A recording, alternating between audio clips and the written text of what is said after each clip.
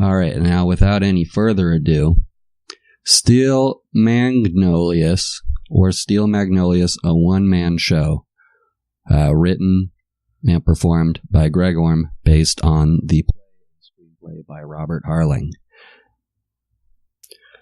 We open on a beautiful summer day in northwest Louisiana. Children drive their bikes down tree-lined streets. An elderly man takes a stroll with an armful of baguettes. On one of these streets sits a house, and inside that house sits a beauty salon. And inside that salon is a good portion of the following story. Strap yourselves in, friends, because it's a real emotional roller coaster. Well, enjoy. This is a tale of Steel Magnolias. My stars! It's my first day of my new job, and what a beautiful day it is. Well, I've got my scissors, and I've got my scissors case, and I'm ready to work at the salon. Oh, hello, and welcome to my salon. You must be my new employee. Why don't we say our name and then 3 fun facts about ourselves? I'll start. My name is Truvy Jones, and this is my house. I run this salon, and I love the music of Slayer. How about you? Oh, geez. Well, my name is Anel Dupuis. I have a dark past. I'm afraid of small spiders, but big ones are okay. And I wear a men's size 16 shoe. Oh, that's a big shoe. I have to make them myself, see? Is that tree bark and baling twine? Yes, it is. What a fashionable shoe. Come on inside and let's cut some hair. So what's your favorite way to cut hair, Anel? Well, I like to cut it all off and watch it clump up on the ground. That's where the rush is for me. I'm not really interested in different hairstyles. It turns out how it turns out. That's just how I've always done it, and that's how I'm going to continue to do it. How about you? Oh, I can respect that. I don't actually cut the hair myself, but I'm very good at drying it. You've got to see my hair dryers. I have a whole lot of them. Look at all my hair dryers. Wow, that is a lot of hair dryers. This one right here, this is my pride and joy. See, you can see where I've had that engraved on it. Pride and joy. That's a really beautiful hair dryer, Truvy. Thank you for showing it to me. Anytime. You're my new best friend now, so I'd look forward to many more hair dryers in the future, possibly given as gifts. Oh, that sounds wonderful. Well, it's time for the next scene now. And meanwhile, in a different house in the same neighborhood. Shelby? My daughter Shelby? I almost forgot that you're getting married today. We've got to get you a dress from the dress store. Mom, have you been huffing airplane glue again? We bought that dress 2 days ago. We're all set. Phew. No, I haven't huffed airplane glue since Christmas of '86, God rest your father's soul. I've learned my lesson, although I do miss the rush of that sweet, sweet glue. Hurry up! We have to book a church and find a pastor and send out the invites, and then I have to get my hair done. When the scent of the glue hits your bloodstream and you feel invincible. That's what I miss most of all. Then the hallucinations come. Mama, are you even paying attention? I hallucinated a family of rabbits, and over a series of glue trips they became my friends. They were close as kin. Jeremy was the father rabbit. He was gentle, but he had a firm tone when he needed. He was my favorite. He told me things. Mama, God damn it! What? Oh, sorry. I just had a flashback. What do we need to do first? Well, I just booked the church, and I found a pastor. Now, let's get these invites mailed off and get my hair done. Okay, well, have you taken your insulin? Not yet, but I will. Well, make sure that you do. You got that messed up sugars. Okay, well, the invites are all sent out. Why aren't you already in the car? They get in the car and head over to Truvy's, and we join them. When they arrive at the salon, another woman is also there. Oh, hello, Shelby. Hello, her mom, Lynn. Come on in. We're all sure excited for the big day today. Clary is inside getting her hair done by my new haircut lady. Her name's Annelle. Come on in and meet her. Hello, I'm Annelle. It's important that you know I have a dark past, and I'm not going to talk about it. Tell me, do you like to watch the hair clump up on the ground? Look, I know we all sound similar, and I know that's a limitation of the performer rather than some sort of weird stereotype based on the writer or whatever. But one thing that might help is if we all continue saying our names and then 3 fun things about ourselves. Annelle and I already went, so we don't have to again. Okay, Clary, you first. Ooh, this is fun. Well, my name is Clary Belcher, and 3 fun facts about me will be: A, my husband is the mayor. B, he's dead currently. And C, my favorite color is purple. Oh, you mean he was the mayor, right? Nope, he's still the mayor. The next election isn't until a year from November. Okay, Malin, this is your turn. Isn't this fun? This is fun. Okay, so, my name is Malin Eatonton. I used to huff glue every day. I have a secret family in Detroit. And I accidentally killed my husband in a boating accident while under the influence of glue on Christmas 3 years ago. Your turn, Shelby. Well, I'm Shelby Eatonton. I've got messed up sugars in my body. I'm getting married today.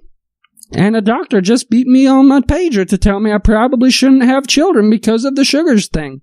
I could get very sick. Speaking of, blip, blip, blip, blip, blip, blip, blip. Shelby freaks out on the ground from the sugars. Oh my, there's her sugars acting up again. Let me get the insulin. She pulls it out of her purse and puts the insulin in Shelby, who stops freaking out. Oh, thanks, Mama. That was embarrassing. Yeah, you had an oopsie, but you'll be all right. Hey, look, it's your turn to get your hair cut. Okay. So, the hair I was thinking of getting is... Okay, so the hair I was thinking of getting is... I'm going to stop you right there, and we're both just going to watch the clumps of hair fall on the floor, and whatever happens, happens. Well, you're the hair cutter. A car Tokyo drifts into the driveway, and Weezer steps out. Oh, hey, everyone. My name is Louisa Weezer Boudreaux, and 3 fun facts about me are I'm very sarcastic, I'm short-tempered, and I need a good hair dryer. Hook me up, Truvy. I'll go get my pride and joy. Now, when you say your name is Weezer, do you mean like the popular alt-rock group Weezer, or is it a play on Louisa? Popular alt-what? Don't be a dope. It's clearly based on my first name. That band doesn't even exist yet. It's the year 1989, for Christ's sakes. Oh, she's new. Don't get all over her yet. Shelby, what do you think of your new haircut? Oh, I've been so busy watching the hair clump up on the ground that I didn't even realize you had finished, Annelle. That looks lovely. I'm going to be the belle of the ball, which is nice because who wants to be upstaged at their own wedding? Not me, that's for sure. Wait a second. You are new here. What is your name and some facts about you? Well, my name is Annelle, and I have a dark past. What is it? What's your big secret? You can't bait us like that. Well, my ex-husband is kind of a bad guy. Oh, like a used car salesman or an insurance adjuster? You've got to do better than that. Oh, no, nothing like that. Oh, he's just a dangerous criminal on the run from the police. Ooh, hit and run? Armed robbery? Well, not exactly. He's the Zodiac killer. Yeah, that was a hard pill to swallow. Oof, that is intense. Sorry you had to go through with that. Oh, well, does this mean you can crack his codes? What codes? Well, he taunted that one newspaper with the cipher thing. He did it a lot.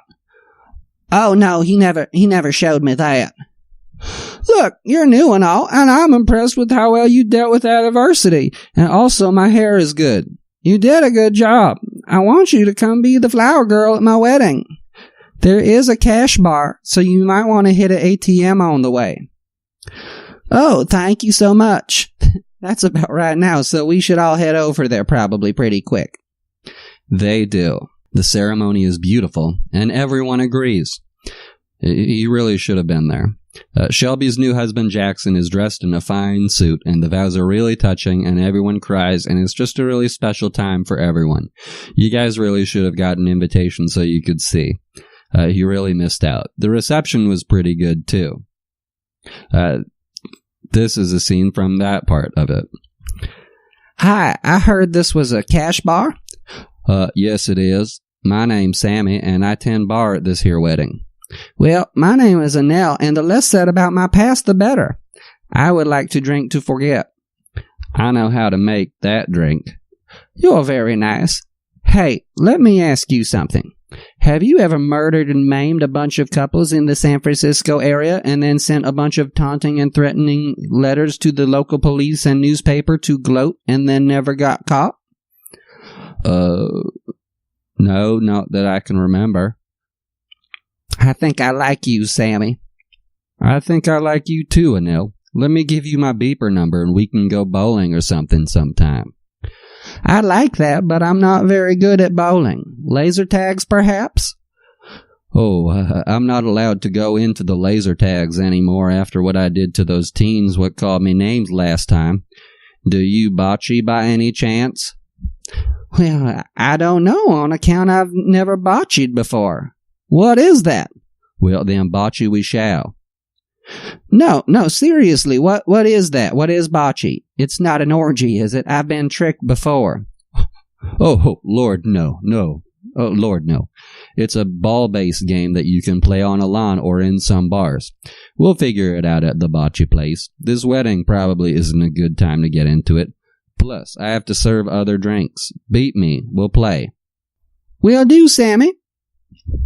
She leaves. The wedding's over.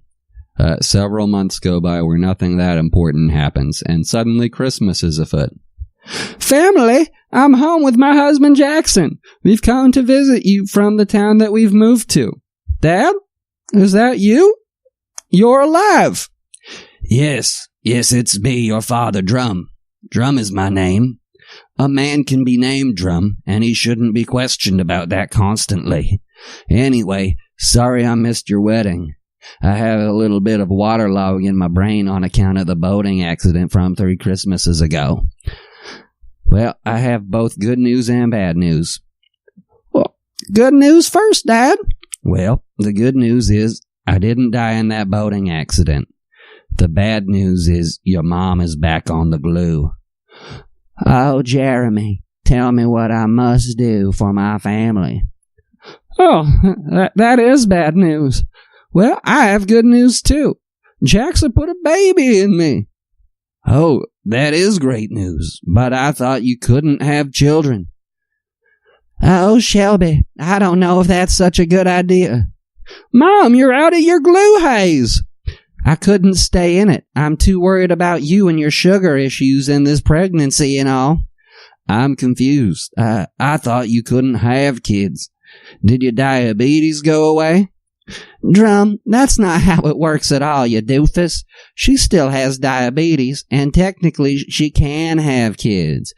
She just shouldn't. It's hard on her kidneys, and she could die. Oh, that is bad. But still, a baby in our family. I'm still alive, and I get a grandson. This is the best Christmas ever. Or a granddaughter.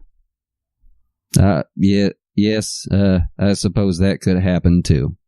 Well, I'm going to go tell all the other ladies at Truvy's salon about this, and also clarify the couldn't have children, shouldn't have children thing. And let me just make this clear. I do hope this works out, because I know you love proving me wrong, and this is something I would love to be wrong about. Okay, well, we'll just be having Christmas here while you're gone, and we'll see you later. Oh, I also meant to tell you this, Shelby. You remember Annelle? Well, she's dating the bartender from your wedding, and things seem to be going pretty well. Also, they're probably going to take state in the bocce championships.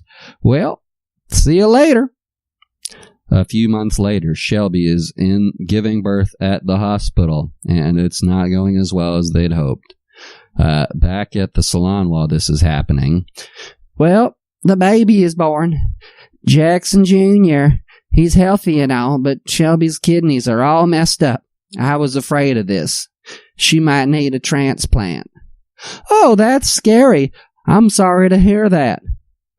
What are you gonna do? I've already promised my kidneys to science, so I'm out. You can have one of my dead husband's kidneys. He's not using them. Clary, you know that won't work. His kidneys died with his body. Well, Drum's kidneys are still waterlogged from the boating accident 3 Christmases ago, so it looks like it's up to me. Also, it's pretty likely that I'd be the only match anyway. I'm just worried about Drum being able to eat while I recover. He hasn't been able to go back to work yet to buy the food, and Lord knows he's an awful cook. You should see the man try to make a spaghetti. He used V8 juice for sauce. V8 juice? What the hell? Oh, Lordy, that is hopelessly yet charmingly inept. Clary and I will make sure that he can eat. Normally, I don't like to be volunteered for stuff, but that's not important in this situation. Yes, I will help. No one should ever have to eat noodles with V8 on them. Thank you. Y'all are the best. Anything Sammy and I can do? Well, you could just take nationals in the bocce championship. You're both great at bocce. Well, we'll do our best. Want a hit of glue before the road, before you lose your kidney forever? Well, doctors said I probably shouldn't hit the glue right before the big operation, even if it does calm my nerves. Well, I'm off. Oh, best of luck to you. Tell Drum and the baby I said hello. Malin leaves. The kidney transplant is a success. And in other great news, Anel and Sammy took nationals in the bocce championship. So that worked out pretty great. And to think, just 10 months earlier, she'd never even heard of bocce ball. That's pretty cool. Life throws you a curveball sometimes, and it's up to you to keep your eye on it and to hit a home run. But this is no place for baseball metaphors. Oh, I almost forgot to tell you. When they took nationals, Sammy proposed to Anel, and now they're going to get married. Isn't that great? Looks like they just hit a grand slam that day. Last metaphor, probably. I'm sorry. Anyway, they had a surprise wedding shower at the salon, and now we're there. Congrats on winning nationals and your engagement, Anel. You're also the best haircutter I have, and I'm grateful for your friendship and talents. Oh, thank you. Do y'all want to see my ring? They gather around. It's real diamond. Sammy knows a guy that can get that for real cheap, and they're all conflict-free. Oh, that's great. I don't know Sammy's connection, but that sounds pretty legitimate to me. Oh, normally I'd say something catty here, but I'm really very happy for you, and happy that no one died to make that diamond. Thank you. Say, where's Shelby? Oh, she wanted to come, but she had a work thing. Now, I know that sounds like an excuse, but apparently her office rented out the convention room at the hotel, and they hired a hypnotist, so it sounds like a pretty big deal. A hypnotist? That does sound pretty good. You didn't happen to hire a hypnotist for this, did you? Well, sweetheart, we thought about it, but we just couldn't fit it in our budget. But take a look at this cake we got for you. It's enormous. Better take the first bite. Anel goes to cut the cake, but a man stripper jumps out, and loud music that we couldn't clear the rights to for this starts to play. Trust me, though, it's pretty appropriate stripper music, and everyone is excited, and it starts to get a little out of hand. But then... Uh-oh, my pager is going off. Truvy, can I use your telephone? Of course, darling. You know where it is. Thank you. Hello? Jackson? Jackson, what's wrong? What do you mean unconscious? I'll be right there. This is terrible. What's wrong, Milan? Is everything okay? Nope. Jackson just called. He found Shelby unconscious on their porch. I have to go to the hospital. Oh my God, I'm so sorry. That is terrible. This is no time for a party. Everyone agrees. The man stripper climbs back into the cake and wheels himself away. Malin goes to the hospital to speak with the doctor, and things aren't looking so good. Hello, I'm Dr. Travis, and I'm sorry to tell you, it looks like her body is rejecting her kidney. It's nothing personal against your kidney, just in case that's what you're worried about. Sometimes these things just happen. Transplants are still a very new thing that we do at hospitals, and we haven't got all the kinks worked out, and I'm sorry that right now is one of the kinks. Oh my God. We can keep her alive for a little while, but it's likely that she'll never come out of the coma. Oh, also, she's in a coma. I probably should have opened with that. Is there anything we can do?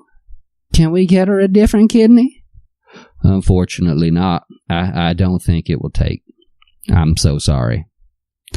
So it's a coma or death? Just curious. And don't sugarcoat this. What are the chances that she'll come out of the coma? Well, I don't mean to be blunt, but there's about a 0.01% chance she'll come out of the coma.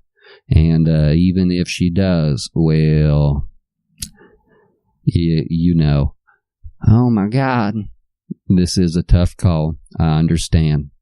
Please take your time with it. You can sit on the couch in my office as long as you need.